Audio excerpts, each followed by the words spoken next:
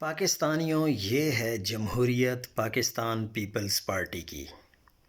اب اعتزاز احسن صاحب پاکستان کے ایک نامی گرامی وکیل ہیں، اور وہ پیپلز پارٹی کی سینٹرل ایگزیکٹو کمیٹی کے مین ممبر بھی ہیں۔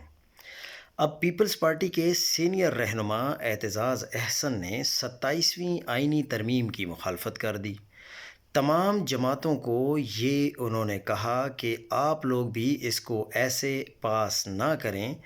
حیران کن طور پر پیپلز پارٹی کی سینٹرل ایگزیکٹو کمیٹی اجلاس میں ترمیم کا مسودہ ہی موجود نہیں تھا، اور رہنماؤں کو بس صرف یہ بتایا گیا کہ جو آرٹیکل 243 ہے، یہ چونکہ فوج کا اندرونی معاملہ ہے تو فوج جانے اور اس کا کام جانے، اور ایک آئینی عدالت بننے جا رہی ہے۔ اعتزاز احسن کے مطابق اس کا نقصان انہی لوگوں کو ہوگا جو اس ترمیم سے فائدہ اٹھائیں گے۔ تو آپ کیسے کہہ سکتے ہیں کہ بلاول بھٹو زرداری اور آصف زرداری صاحب جو ہیں یہ سیاستدان ہیں؟